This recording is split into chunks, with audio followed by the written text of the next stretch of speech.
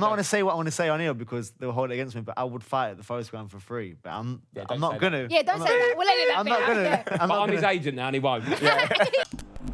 Joe presents From the Corner, brought to you by DAZN.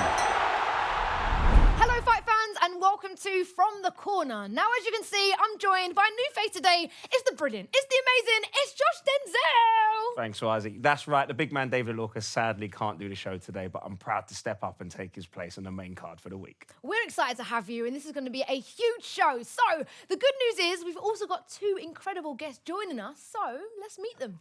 Yes, indeed. In the red corner this week is one of the UK's favourite comedians. Definitely one of my favourites. And in the blue corner is a featherweight boxer who has just successfully defended his WBA crown in an epic fight. Give it up for Rob Beckett and Leigh Wood! Woo! Clapping myself. I like clapping myself. One of the UK's best comedians. I respect Am I getting stitched up? Are we going head to head? No, leave it out. No, I'm very excited to be here. Borrow a gum shield if we need. They don't do them in my size. So fighting a horse. I'm just excited, Leigh Wood's here. How good is Leigh Wood here? It's unbelievable. I'm just getting over the fight. Of all time, Leigh Wood was here, and he's here. And he's just like a normal bloke. I enjoyed it. I enjoed that fight. I nearly had an insurance claim when you knocked Conlan out the ring. It genuinely nearly hit my toe. I thought, was you there? Was you? Yeah. I was ringside. Oh, was you right there? Of course you are. You love it. He's always ringside, Do you know what I isn't mean? he? I'm watching He gets anywhere in, doesn't he? I thought that about you though, like World Cup, and I'd see your face everywhere. Yeah, but I was by the bins. He was ringside. He was at St George's Park. Getting cuffed away. Yeah. I like it. It's just big each other up. Do you know what I mean? Yeah, just positive like, play. it's all gassy. Positive It's play. very, very gassy. We could do this all day. But before we chat to them, let's check out what's coming up on the show. Indeed, we'll be talking about DAZN's upcoming fight night live from Leeds this weekend. Plus, we'll be putting the guys through their paces in a new game called Punchline. I'm excited for this game. And before we finish on our famous headband challenge, we'll be tackling yet another interesting talking point from the world of boxing. Well, Leigh, we have to talk about your last fight with Michael Conlan. I mean, it's been described as one of the best fights ever. So before we chop it up, let's remind ourselves quickly about how it went down.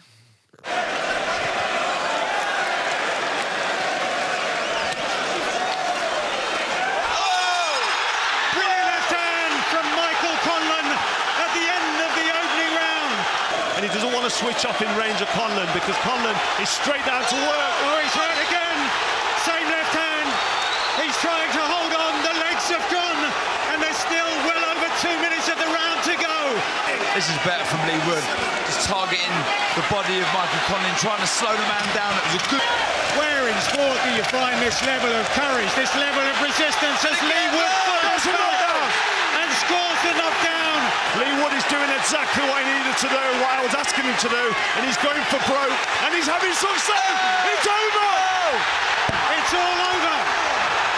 And still the WBA featherweight champion of the world, Lethal Leigh Wood. And how many times have you watched back that fight? Only once, the full fight, because, but yeah, the knockout many times. So satisfying.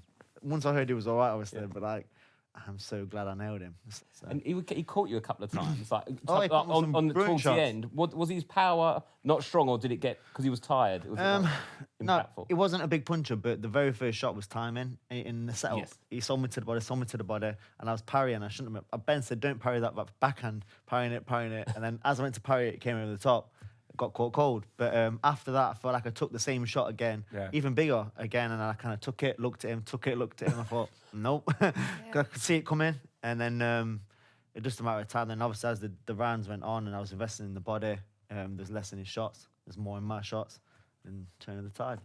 I love this perfect pairing, you know, because you're just as excited as we are to have you on the sofa. I love it. So in terms of all the fights that you've seen, Rob, how does this one compare? I mean, yeah, I think that's got to be up there with one of the best you've ever seen. Obviously, people always talk about, like, you know, Gatty Ward and all those fights, but that's not my generation. I wasn't there to watch it. And I think when you watch it back, I mean, obviously, I love, you know, I always really like the Fury Wilder second fight, where it was sort of like a bit of that you demolished him and stuff. But that, for like back and forth, I think that's the most excited and like on the edge of my seat I've ever been for a fight. 8 weeks out from the fight, you did make a cheeky prediction at the press conference. Let's have a look at what you said. You're looking at me in round 12 and I haven't knocked you out. Guess what? I'm going to knock you out. We was in Nottingham for that presser. Yeah. And I'm always the same. Like, if someone gives me, I'll give it on back. But I'm myself. I don't need to pretend to be anyone else. He was giving me so much shit, and I thought, I'm not taking this. Yeah. And then he said something like, "You've not knocked anyone out." And I know for a fact I've slept so many people. Yeah. Then round 12, like, even if it wasn't that shot, 10 seconds later or 20 seconds later, I would have got him because he had nothing left. He couldn't have kept me off.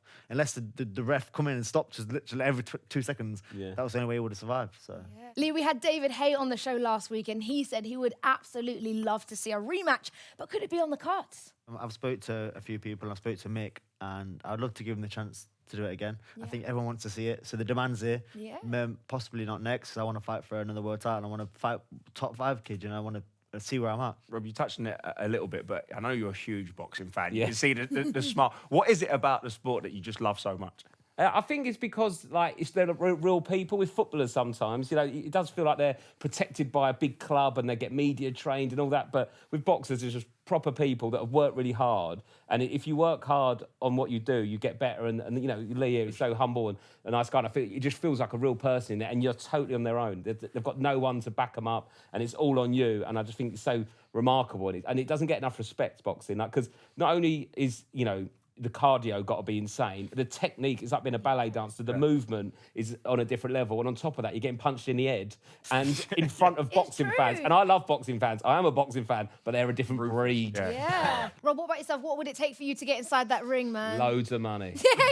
Loads. We actually predicted that, you know. Bundles. I said this before, Bundles. I'll do anything with the prices right. I'm here, aren't I? Exactly.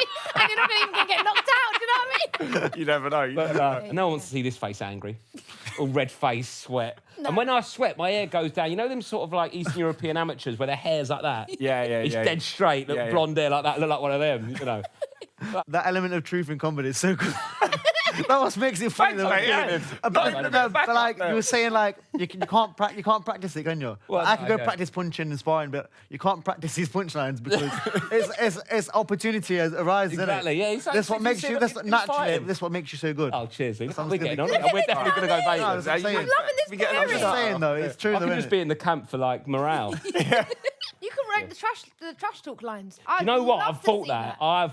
I would be so good. That's what Conor McGregor is so good at because he's got that. But yeah, whoever you're fighting next, let me know and I'll give you some lines. All right, sweet. Yeah.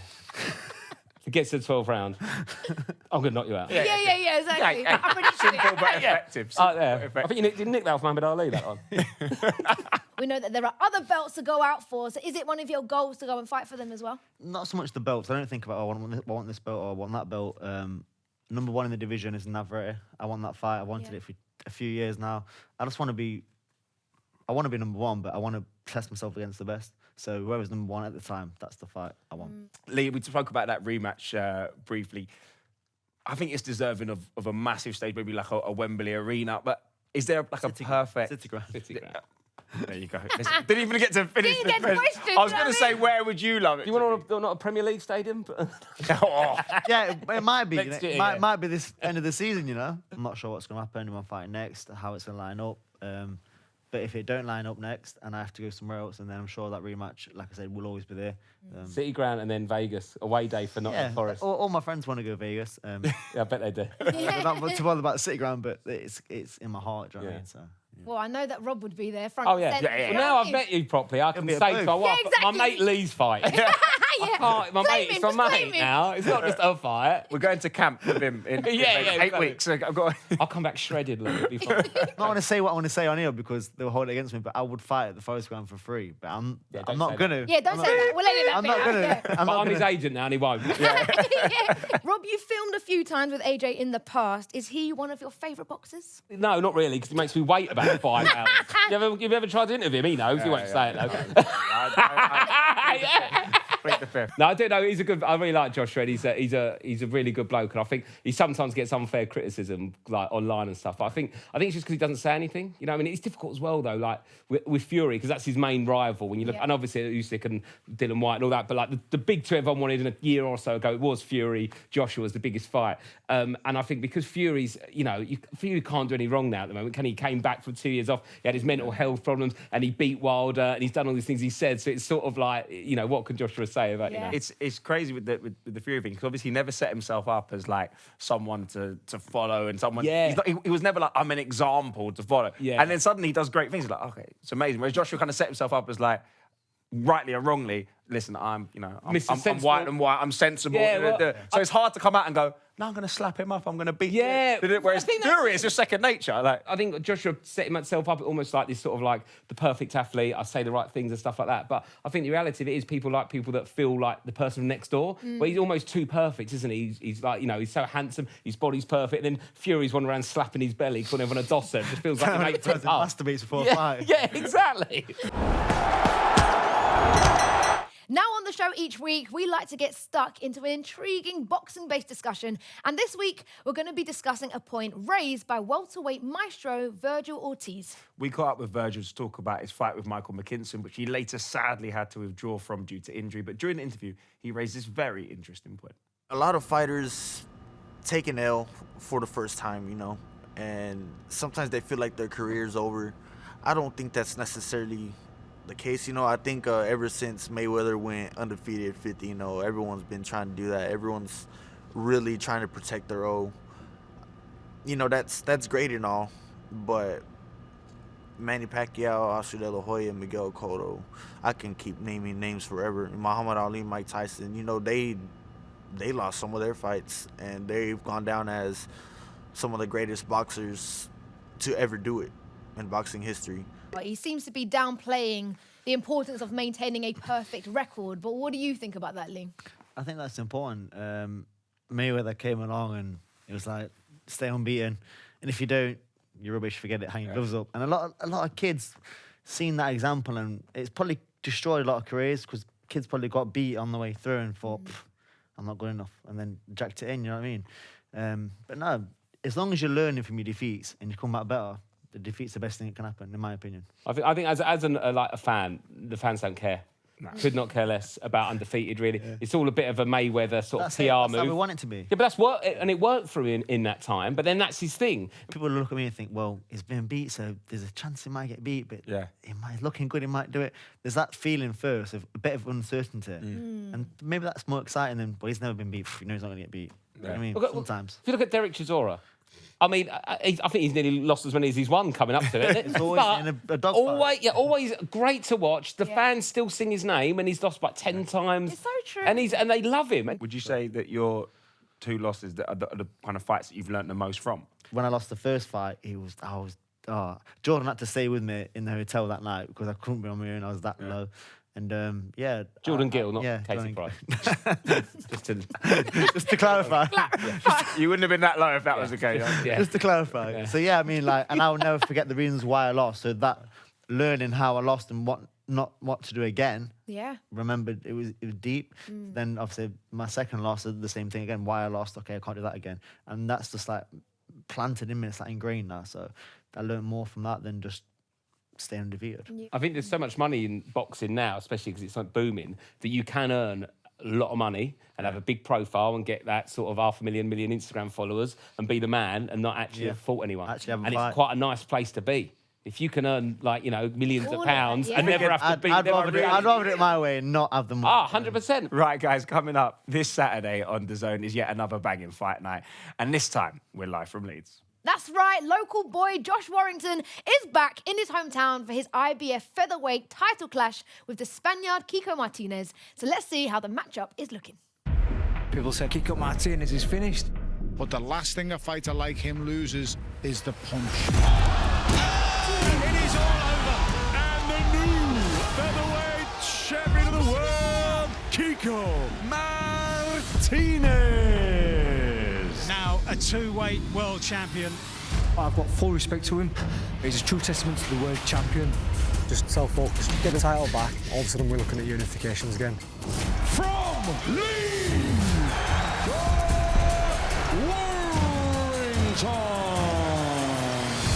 Josh Warrington will rematch Kiko Martinez in a bid to become a two-time world featherweight champion. He is the greatest Spanish fighter to have ever laced up the glove. I have to win. Simple as that.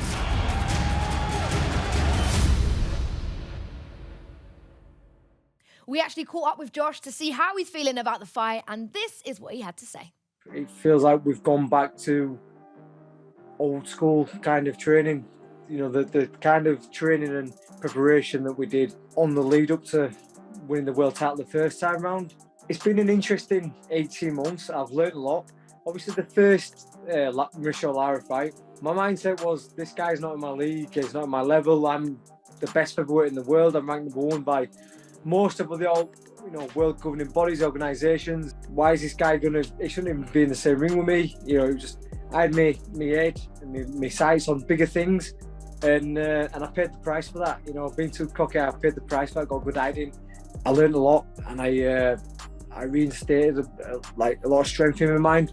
It's just part of the story. It's part of the chapters. That's what I've had to go through in order for me to come back and be a better fighter, be a better person.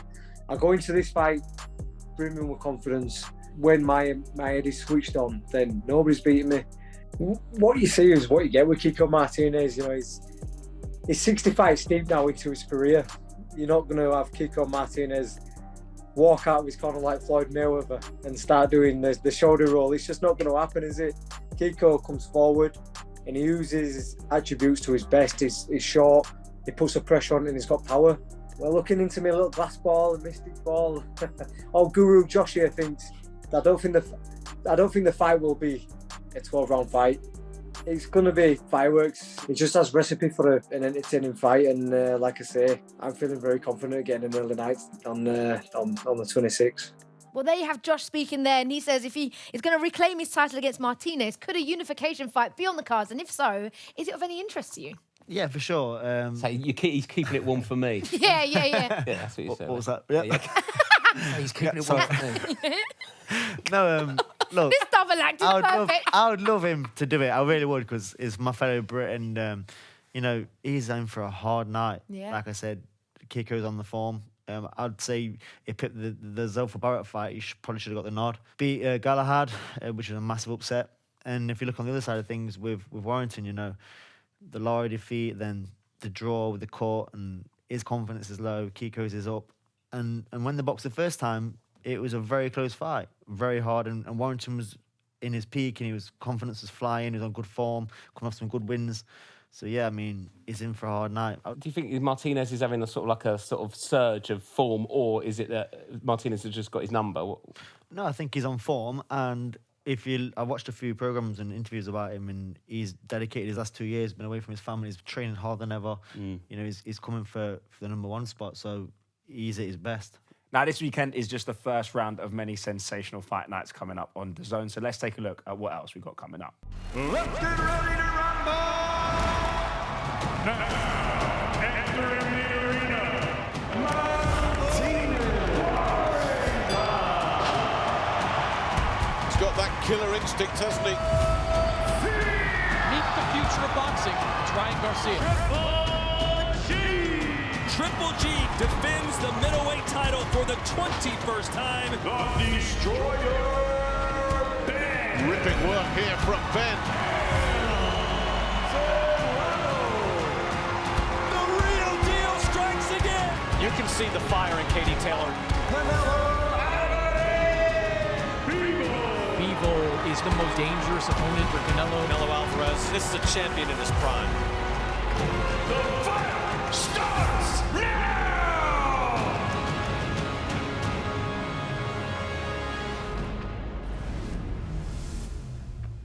Some absolute belters coming up there. Okay, guys, it's that time of the show where we put our guests to the test. It's the Headband Challenge. It's the moment I have been waiting for with these two. That's right. You guys have got 30 seconds on the clock to punch the ball as many times as you can. And last week, we had a new leader after Kiko had managed 91 punches. 91? Hey, listen, 91? We went to VAR a couple of times. I don't think the technique was 100%. Hey, don't listen to them, man. Hate is called hate. Some people's forearms can be too strong. How you feeling? Are you ready? Let's do it. Let's do it. Let's go. Come on, Leigh. Sorry. Hang on, I was going to say it was a decent start. It's a good start. He's found the rhythm. Go on, Leigh, you got this. Go on, Leigh, don't embarrass yourself. I've lost it. Only go. Stop moving your head. Stop moving my head. Gonna have to speed up. I'm trying to get me off the line left. I don't want to punch your arms. Let me in the face. Stop the punch and jack. Pop it out. Shut up, what do you know, Leigh? I think Beckett by ambition. You can't be beaten by this stuff. This is the man who's striking. He's breaking right on his Colonel Sanders. This is a danger. Well done, Leigh. Well done. Well done. Congratulations. Yeah. Well done, my G. You did all right. Well done. It's been in the greatest fight of all time, and he's in it now hanging, it's all with right. the I'm more nervous about this result than As you should be. Because I have the Here we go. scores on the doors. I can't have beaten him. Imagine that, wouldn't I? I can tell you with a grand total of 65 punches. It's Leigh Wood. Oh, well done. Fair enough. Well played, mate. Hey, listen, you're funnier than me. Hey, I wouldn't start now because with a grand total of 69.